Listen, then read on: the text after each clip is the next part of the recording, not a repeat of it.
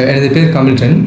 நான் முதல் நாள் வந்து வேறொரு நிறுவனத்தில் வந்து அப்ளை செய்து நான் வந்து ஃபவுண்டேஷன் கோர்ஸ்க்கு வந்து அது எனக்கு வந்து ஒழுங்கான ஒரு கைடன்ஸ் இல்லாதபடி வந்து அது வந்து எனக்கு வந்து வீசா ரிஃப்யூஸ் ஆனது இன்டர்வியூ கைடன்ஸில். ஸோ செகண்ட் டைம் வந்து நான் என்ன செய்கிறேன்னு தெரியாமல் முடிச்சுக்கிட்டு வந்து இந்த சேர்தா வந்து மை கரியர் ப்ராஸ்பெக்டில் எனக்கு வந்து ரெக்கமெண்ட் பண்ணார். ஸோ அதனால நான் வந்து ஃபஸ்ட் டைம் பார்க்கும்போது நான் பயந்துனா உண்மையை இது தெரியாது மீன் வந்து என்ன அந்த இடங்கள் எல்லாம் புதுசாக இருந்தது. இப்போ ஒரு ரோட்டுக்கு கரையோட இருக்கு மட்டுமே நான் திங்க் பண்ணேன். பட் அது வந்து ரோட்டுக்கு உள்ளே இருக்குது. ஸோ எனக்கு அது ஒரு ஃபஸ்ட் டைம் பையன் நான் போனோடனே சேருக்கு அடிச்சு சொன்னான், சார் இப்படி இடம் இப்படி இருக்குது ரெண்டு சொல்ல சார் சொன்னேன், அது பிரச்சனை இல்லை, அது ஓகே தான், அவங்க இடமா தான் சொன்னேன். அப்புறம் அதுக்கப்புறம் நான் கன்ஃபார்ம் பண்ணேன்.